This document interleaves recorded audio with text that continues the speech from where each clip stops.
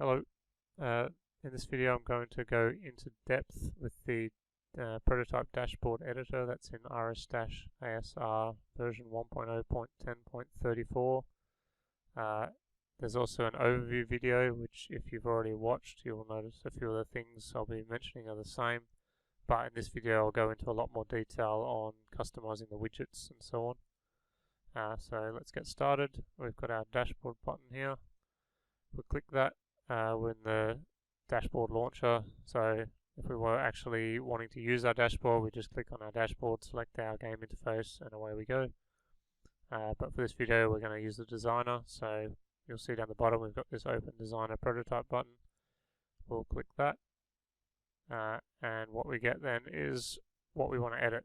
There's two things we can edit: page layouts or dashboards. So page layout is effectively what you see on screen as a single page and how it's designed, and then a dashboard is just a combination of pages that you put together and you can scroll between. So page layouts is what we actually edit. So let's go in here. What you'll see by default is all the inbuilt pages. So you see we've got a lap timing, live timing, track map, race HUD, and so on, and what their design is for. So you see these are landscape based pages, and these are portrait pages, and so on. So by default all you'll see is these. There's not much you can do with them because you're not allowed to edit them because they're the defaults, but what you can do is take a copy of it and edit it. So I can either just select one and click duplicate, and that'll create me a copy that I can then edit. If I scroll down, you see I've now got a copy here that I can edit. So I can click the edit button. I'm in the dashboard. It's got everything that was in the other one, but I can now change it. I can now maybe shrink this down a bit, move this over here, or whatever it is I want to do. I can delete it if I don't want it, or I can insert a new one.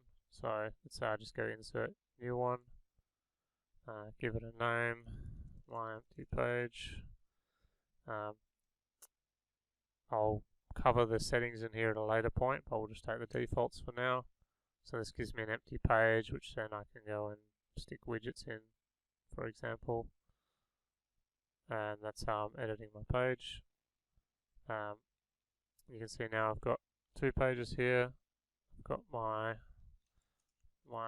race HUD, let's rename that one, and my empty page. So these are my two custom ones. If I don't want it, I can delete it.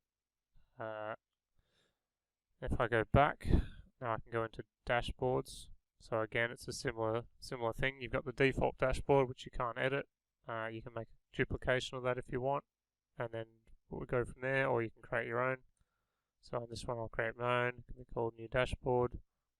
I'll edit it, and I need some pages for my dashboard. So let's say I'm going to have my race HUD in there. I want my empty page in there. Maybe I'll use some of the defaults too, like the track map. And I may also put in maybe lap timing for portrait. So what will happen is if I'm looking at this dashboard on a device that's in landscape view, then I'll be able to see all three of these pages. If I'm in portrait view, the only page I'll have is the lap timing one. So now if I go back in my main dashboard screen, so this is where I've clicked dashboards, I've now got my default and my new one. And if I start my new one, let's save F1 2021 over, let's stream some telemetry. You can see I've got my edited dashboard where I've shrunk my RPM bar there, and I've moved my gear over here. I've also got my pages here. There's my empty page which I stuck that widget on, and then I've got the track map page which I copied. And you can see that, so that's the three that I added for landscape view. So let's go back. So this is the dashboard editor. In here I've opened up an empty page with no widgets on it.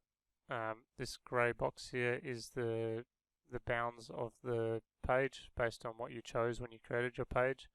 It could be full screen, in which case you won't see them, or it might be that you're designing for a smaller screen device, in which case, which I'm doing here, in which case you'll see these bars. Down here is your toolbar. You can grab it and move it around. Depending on your screen resolution, this may already be overlapping your dashboard, or you may have room to put it outside the dashboard so you can see more while you're editing. The button in the top left here is your options for the page itself, which I'll cover separately. You've got a back and a forward, basically an undo redo button. You've got the name of the page, which you can change in the settings, and you've got the current dimensions of the page, which you can also change in the settings. You've got this button here, which will basically switch to full screen editing mode, otherwise you're in windowed mode. And you've got the X here to close the editor, and if you've made any changes you'll get prompted whether or not you want to save. This selected component, so this here is the currently selected component on the page. So at the moment I've got no widgets, so this doesn't do anything. You see I've got a plus button here to add a new widget. I've got an edit button here to edit the currently selected widget, and a delete button to delete the currently selected widget. And snap to defines how widgets can be moved around, whether they can move in fine increments or in bigger chunks. So the bigger chunks are useful if you want to line things up a bit easier, but the small ones are probably a bit smoother. So if I add a widget, for example, I'll just add a simple text or custom text. So you can see if I click it, it now says my selected component is a text with the text of custom text, or I can use this drop down to select it. You can see I can now edit it, which gives me the options of edit properties, which is the equivalent of this button up here, this green edit in the top left, or I can bring to front and send to back, which basically controls overlapping elements. So let's say I add something else like a fuel gauge. At the moment this is now overlapping my text that's underneath, so I can take the fuel gauge and click that and go send to back, and that means my text is now in front. So I can get it, let's set a background on it so it's a bit easier. So there's my text, it's now in front of the fuel gauge. So I could have instead selected the text and said bring to front, but either way it doesn't matter. Here you can grab any control and resize it. Some controls like this one have a limit to the maximum size, but most you can size to pretty much anything. They've all got this edit button in the top left, so that brings up the properties of the widget. Some will only have simple properties such as location, size and anchoring, and more complex widgets will have different settings for customizing them. You won't see, there's a section where we go over each individual widget and you'll see what each of the customizations do. But typically these location, size and anchor are common to every single widget. We can do, like I said, there's undo and redo. So let's say I drag this over here and I drag this one over here, and then I go, oh, oops, I don't want to do that. I can hit undo, I can go back again, undo further, or didn't want to do that, I can redo. So it's just your typical undo redo flow. You can also do that with keyboard shortcuts, Control Z for undo, Control Y for redo. You can copy and paste. So if I want to duplicate this, I press Control C and then Control V, and now I've got a copy of it with the same values. Again, I can also undo that if I don't want it, get rid of it. I can say I copy and paste again. I can move with my arrow keys to position. I can use tab to tab between controls, or shift tab to tab backwards. I can also just press delete to get rid of a control. So there's a few keyboard shortcuts there to make life easier. There'll be more added in the future, but that's what's there at the moment. Like I was saying, at the moment you see how I can drag this very smoothly. If I set snap to on 50, now it locks to jumps of 50. So it can make it easier to line things up. You can see down here it shows my current position. So in the editor, it may be a little counterintuitive, but 0, 0 is effectively the center of the screen. So whenever something resizes, like the canvas, when you go to a different size device, effectively it scales out from the middle, like you're zooming in or zooming out. So the first two values at the bottom in the little yellow bar are the position, which is the X and Y location, and then here's your width and height. So it just gives you a little indicator if you want to know, or if you want to try and match things up and set them exactly the same. Right, now let me get rid of these, and let's look at the page settings. So if we go into the page settings, at the top you've got the page name, which you can change if you like. It's the name you entered when you created it. You can set the orientation, landscape or portrait. So at the moment you can see this here is a landscape, which means it's wider than it is taller. I can switch it to portrait, and then I'm designing for a device that's in portrait mode. I can also choose the background color, which is just the underlying color behind the whole dashboard. There's also some images currently, although there will be more added. These are just some we're using currently for the HUDs, but these will likely be changed in the future. You've got a resize mode, which basically affects how your dashboard changes to fit devices of different screen sizes. There's a little info button here, which tells you about the different modes. So aspect scale to fit, then resize canvas. Basically it'll zoom the page to fit the current screen. And then if there's any extra space left over, it'll expand the canvas to take up the rest of that space. So this is where anchoring becomes important, because this will affect how much room there is on the screen, how close things are to the edge of the screen, for example. There's a resize canvas with no scaling, which basically just means all your stuff is taken from where it is. The canvas is just made bigger. If your widgets have got anchoring, they'll be attached to the edge of the screen and either expand or move towards the edge. But the design itself won't be viewed the same on the different devices. So for example, if I was looking at a timing page on my phone, maybe I can see 12 rows, but then if I show this on my desktop, which has got a vastly bigger screen, by using this resize option with anchoring, I can actually have my session timing expand to show me more rows. If I was using the zoom option instead, I would still see the 12 rows or maybe a few more because of the aspect scaling, but effectively I would just see bigger rows on my desktop, like basically a zoomed in version of what my phone would be. So the resize one's good when you don't want to zoom, you want to just let yourself see more at once. So that's really timing pages, session timing, lap timing, and the track map really, the ones where you'd want to use that. There's an aspect scale to fit option, which effectively just zooms it in to fit as best as possible, but doesn't change the size of the canvas. So it does mean you could end up with black bars on either the top, bottom, or the left, right, depending on the differences between what it's scaled to and the screen it's scaling onto.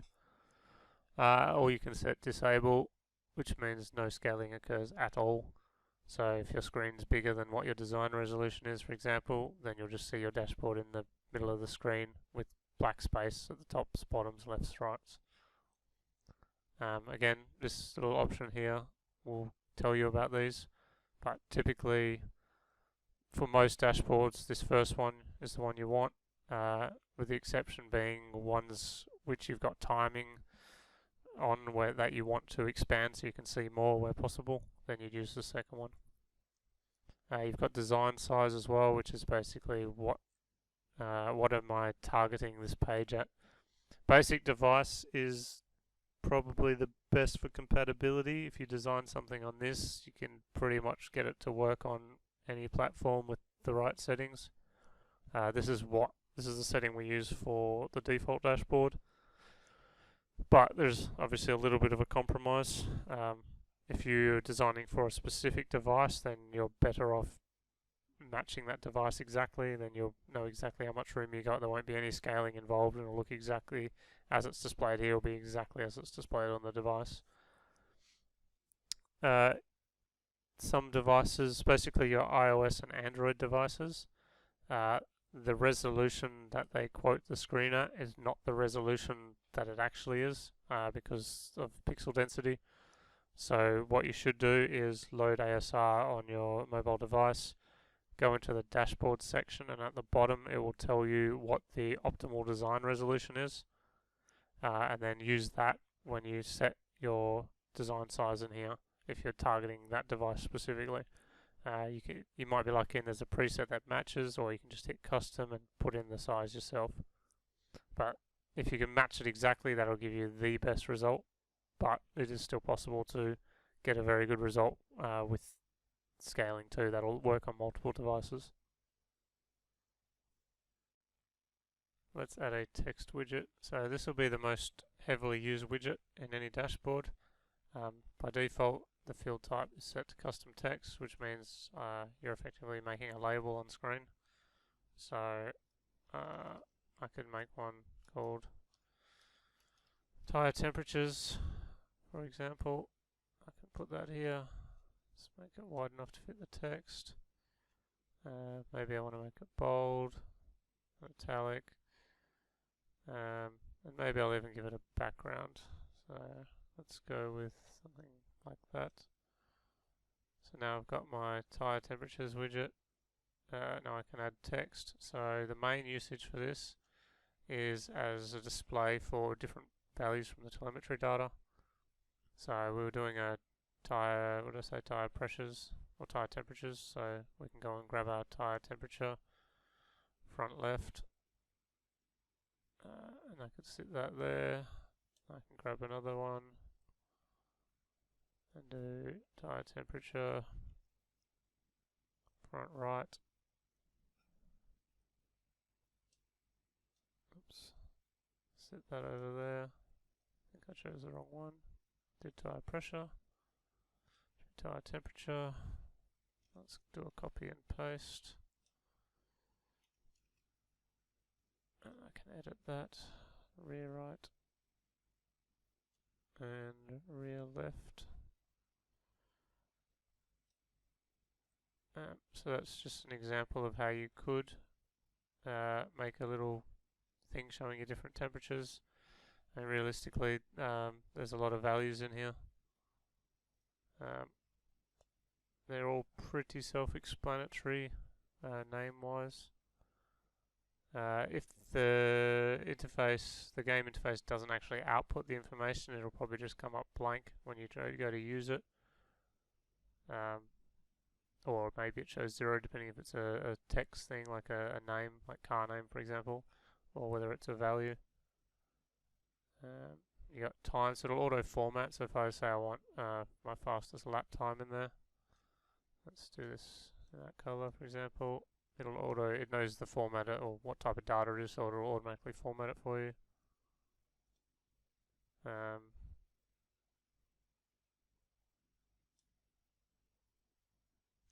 Yep, and you get a little sample down here as well of what it will, a sample of what it will look like.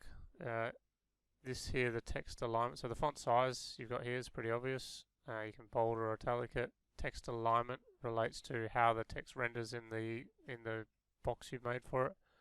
So if I, for example, let's give this a background so we can see the difference. Right, so this is our area. Now if you look, by default it's in the center of that, but I can go and say I want it in the top left or in the just straight above, so on. So that just affects where it renders relative to the overall widget size. Now let's insert a brake temperatures widget. So this widget has a couple of more options. By default, these are the colors that it uses based on the temperatures. These temperatures are in degrees Celsius. You can add more, so you can say when I get to say 750, I want it to be really red, or maybe I want to put one in at say 450. Maybe it's blue. Oh, let's go between green and red, maybe orange. And then you see these colors apply. So at the moment it's blue up until 300, then it turns green. When it gets to 450 it should go orange, and so on as per our configuration. Now you can resize these as big or small as you want, and that's it. It's quite a simple widget, but it's got a few options for it. Let's add a brake bias widget. So this is quite a simple one. Basically it just shows you the current brake bias, forward to the left, rear to the right. So as the example here is showing, we've got 60% forward bias. It's a very simple widget, nothing much to it, just the standard settings. And you can resize it any way you want. You can make it really big or really narrow. And that's about it. This is quite a simple one. Now let's add a driver inputs gauge. This is quite a simple one as well. It's just basically got clutch on the left, brake in the middle, and accelerator on the right, and can be rescaled accordingly to be narrow or wide. Values are shown at the bottom. Nice easy one. Let's add a flag. So this is going to be the current flags active in the session. So if there's a red flag, the red one will appear. If it's a green flag, green one will appear, so on. Just resize it as needed. Make it really small or really big. And other than that, it's quite a simple one. Let's add a fuel gauge. So this one has a few options. The default is the chrome ring with the default face color of the gauge. So you can see here it's a white gauge with a chrome ring. There's an option with no ring, which just looks like that. We've got an option with a silver ring, which is like that. An option with a charcoal ring.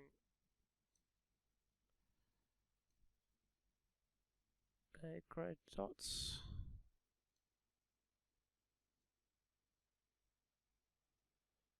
And a plain ring. So there are the different rings you can choose from. What you can also do is set the color of the gauge. If I decided I want, say, I don't know, an aqua gauge, or maybe a red gauge, you can set the color like that. These are resizable up to a limit. Due to the fact they're based on images, they can only go up to a certain size. And that's what you can do with the fuel gauge. Let's add an oil gauge.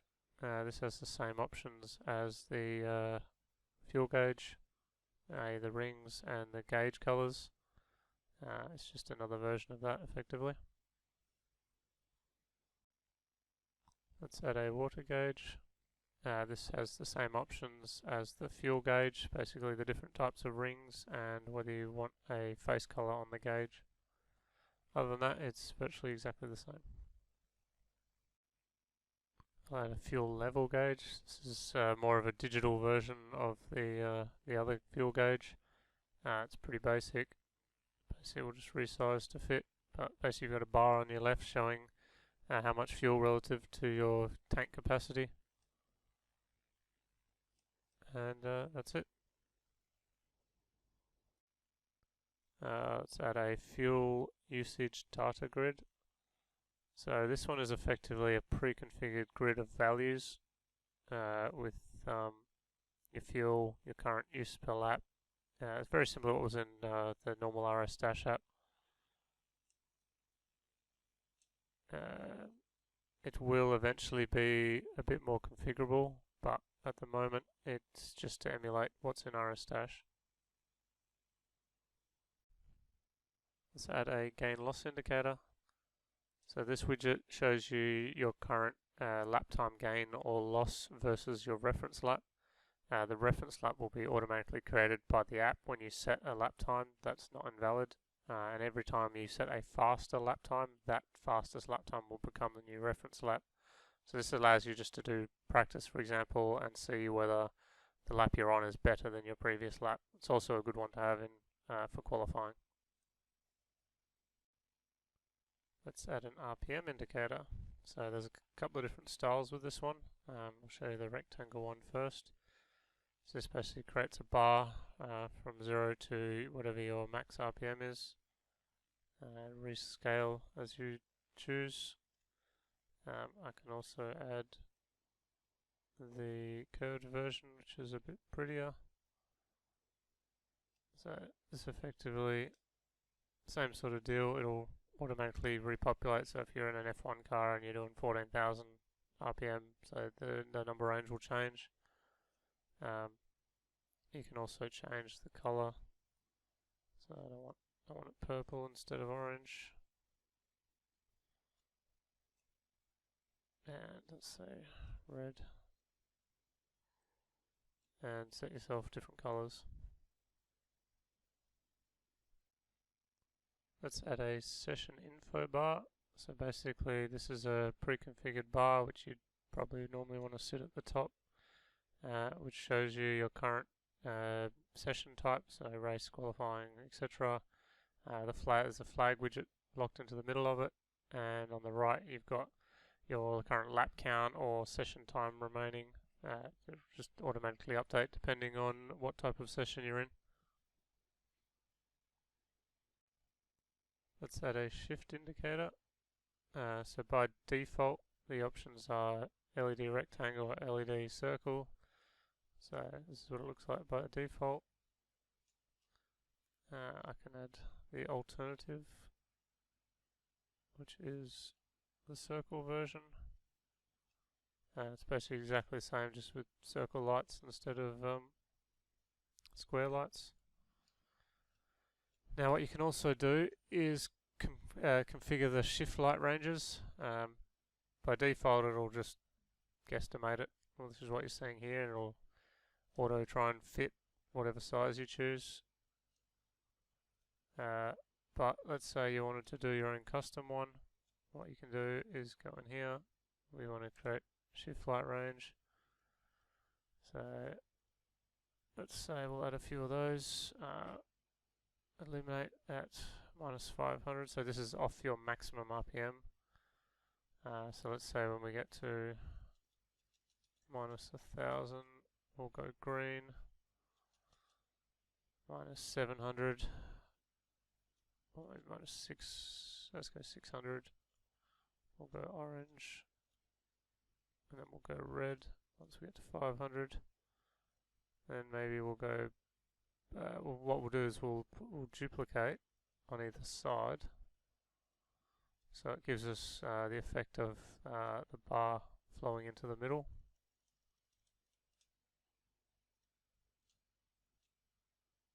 So you can see there we've got 4 lights. We probably want to adjust these slightly, so let's set this at maybe 700, and that's a bit of a dark color. Let's go with yellow. Let's see what that looks like. There we go. So you'll see they'll light up. I don't think I matched those numbers properly, did I? 700, that one should be 700 as well. Now they match up. So that's how you can make it go from the outside to the middle. Now if I wanted more greens on the left, I can just go and add a couple more. 1, 2, so I'll put 3. So what I'll do is I'll move another one up there, so I want 3 at the top and 3 at the bottom. Oops. So I've got 3 there, then a yellow, then a red, then a yellow, a green, and let's do one more green. Actually, I think there is a limit of 8 on a custom one, so let's set it up like that. There we go, we've got a couple more.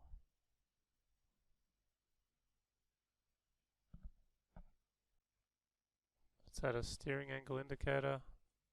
This widget is pretty basic at the moment, probably needs a bit more work, but for now it just shows you your current steering angle of the vehicle. Let's add a tire temps and wear widget. We'll take the defaults for now. So there's a few things going on here. Each wheel is coloured based on the colour settings and the properties. At the top we have the overall tyre temperature for each wheel. Down here next to it is the surface temperature, so effectively just the top part of the wheel of the tyre. And down here we have the tyre pressure. Now you can set your colour ranges in here. So by default, when temperature is 0 or greater, it's blue. When it gets to 70 though, it'll go green. When it gets to 110, it'll go red. So we can make our own ones in here. We can say, well, actually I want it red at, let's say red at 90, and really red at 110. And same thing with surface temperature as well. We can have surface temperature when it's 110, maybe that's red, and if it goes even higher than that, then it's maybe purple. So you can see now it's following the colours we set. So you watch, it'll get to 90, we told it to go red, and when it gets to 100, you see these ones got 110 for the surface, goes into bright red, and so on. Now the values in here are currently in degrees C, but we will at some point add support for entering them in Fahrenheit, for example, depending on your user settings. Regardless of that, they will display correctly on the actual dashboard here when used. Let's add a track map widget. We'll take the default options to start with. So here's our track map widget. The default is the outside view with labels on all players. The widget has the buttons here to toggle whether you want the labels, change the labels, or you can toggle the view to track the player or track the player in an oriented way. What we can also do is go into the settings and change the defaults. So these are the mode it will load when you first go into the dashboard. If you don't want them to be changeable, then untick the buttons here and then they'll disappear and you can't change the view. And if you want the track name hidden as well, you can do that too, so you get a nice clean map. Or you can just sort of have the name and not the buttons, or a combination thereof. Let's add a session timing widget. So this is quite a complex one. We'll just go with the defaults to start with. So basically what we have is it'll have position, driver, lap, sector, pits if there's enough room. So basically it'll hide columns as there's not enough room, or add them if it can. So if you're doing a bigger layout, you can have it fit all these columns. Or if you want to do a custom one, you can do that too. So let's scrap the defaults and we'll create our own custom layout. So we go in here, we go new layout, let's edit our layout. It by default fills it in with the normal stuff you have, but let's say we want to get rid of that. Say we don't want any sector times. And maybe we don't want, maybe we'll just have last lap time and whether they're in the pits, and maybe position gain lost. So we could set that up. Let's call that our race layout, for example. Now in here, on the left here, it tells you what layout it's going to use depending on the type of session you're in and whether the session's still running or finished. So what this allows you to do is have a different timing display at the end of a session compared to when you're in the middle of the session.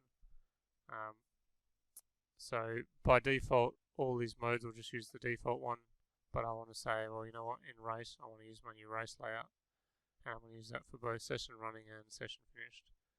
Now, I might make a race finished one, for example, where I just display columns that are related to the final results. So that way, when I finish the race, I've got a different view. So now you can see this particular example here renders the race view. So you can see it's using our custom layout. Our race layout here is visible. So you can see we've got position. So we've got this one here. Oops. So the podium color indicator, position, driver name, lap number. So that's the podium color indicator, the position field, the driver name, the lap number, last lap time, whether they're in the pits, and their gain loss in the race. So it's pretty powerful because you can set it up however you like, depending on your preferences. Or if you don't want to think too hard about it, just leave it on the defaults and they'll generally be pretty good for most people.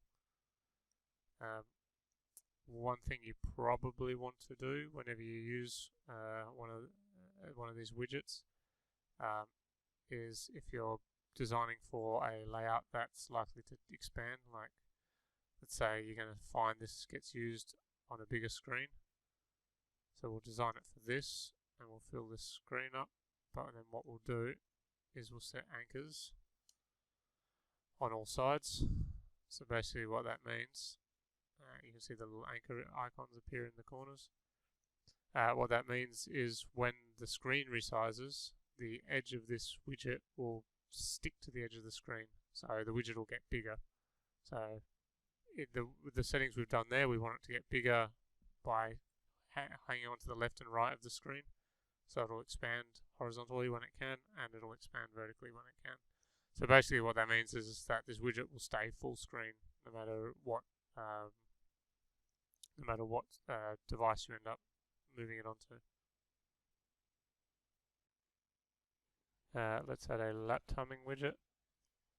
Again, this one is very similar to the session timing widget. Works in pretty much the same way. It'll automatically add columns as it can fit them if they're available. So if you're on a smaller screen, it'll shrink down to best possible fit, I suppose. Or this is with the defaults. Otherwise, you can choose to customize the layout. So I can create my own custom layout. So my layout, and we want at the moment, let's say we've just got lap number and lap time. That's all we want. And we want to say while we're in a race, or when the race is finished, we'll use my new layout. And this is what we'll see, because that's the only two columns we've added. Now we can obviously go and put more columns in if we want. Maybe whether we're in the pits, and maybe our top speed we achieved. And now we'll see those are there as well. And again, they'll rescale to fit. And if you want, or you can always use the default if you don't need to customize. The default's generally what most people would use. But it can be handy if you're making, say, a condensed version of the widget. So maybe you're going to put other things on the display as well. So you just want one like this that has this on the left, and then you're going to put other things on the right. Now, the other thing you should do when using this type of widget is set anchors. So in this case here, if the screen resized, we'd probably want it to stay attached to the left side of the screen, and we want it to expand vertically to give us more columns if it can. So we attach to the left and the top and bottom. So by doing the top and bottom, it means we're going to resize and get bigger. By attaching to the left, it just means we're going to stick to the left side of the screen. So if the screen gets wider, this widget will move to the left with the screen. Alright, let's add a data grid. This is the most complicated control in the whole suite at the moment. Basically it's a dynamic spreadsheet, I guess would be the best way to describe it. In this example I'm going to show you how to set up a display of parameters for each tire. So let's go call this tire info. Let's give it a border so it looks a bit nicer, and an update rate that's a bit slower, because if it's on instant sometimes it can be hard to read the numbers if they're changing a lot, such as when temperature is changing. So if we slow down the update it's just a bit easier to read. So now we've got our widget with the title, tire info, and not much more. Now the editor for this is a bit clunky, still needs a bit of work, but it is mostly functional. We're going to need some rows and some columns. So let's add, say, 4 columns and another 4 rows. This will be our top left corner, so we don't need anything there. Let's call this front left, front right, rear left, rear right, and here we'll show temperature. Let's just call it temp, pressure, and let's say wear, I suppose. Alright, so by default the cells are just labels. Then you can change the types for each one of them. So if I look at this now, I basically just got a little grid with my name and values. So we can now go, alright, front left temp. Let's change this to tire temperature, front left.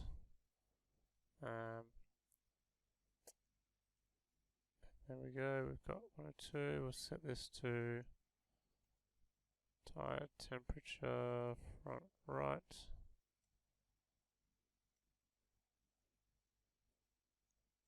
Tire temperature, rear left.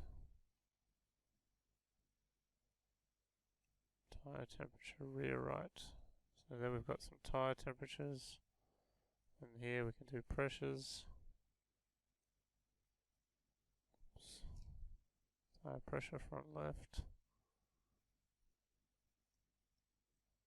Tire pressure, front right.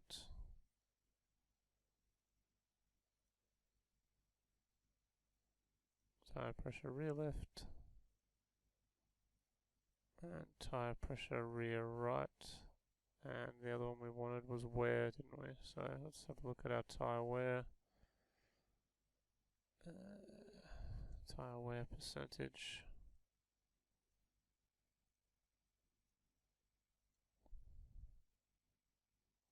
Front left, front right.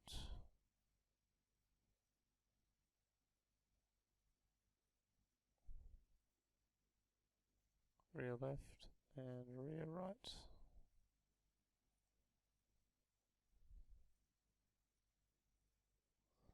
So there we've got current values. Now when you're in the editor you're just seeing sample values, but if you're using this in the actual dashboard you'll get the correct values for each one. You can set the colors of them, for example, if you want. Another thing I can do is extend this further. Maybe I want something else at the bottom. You can do a thing called, if I add another row, I can set this cell to be full width, as in 4 cells, for example. So I can column span it up to 4. This is my tire footer, and it's yellow, maybe with, I don't know, orange. And then you see I've got a footer there expanding across all columns, and in theory then I could add another row below with other things. One that's done similar is the fuel usage data grid. So this here is actually just one of these data grids pre-configured. So this fuel one here, the data grid itself was divided into 2 columns, but then this fuel one is using a column span. So the first row is using column span 2, the second row is using column span 2, the titles, and then we break down into the single ones over here. So yeah, you can create something like this just as easily. As I said, you can also mess with the font sizes. So say the temp is bold, blue, maybe a little bit bigger. You see the temps there, and it sort of dynamically scales to fit.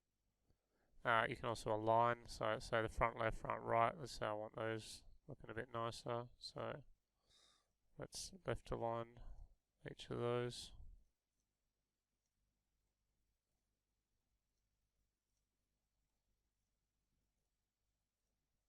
And then it's a bit cleaner. So yeah, this is a pretty powerful widget, but like I said, the editor still needs a bit of work, but it is functional enough to be able to create some pretty cool stuff at the moment.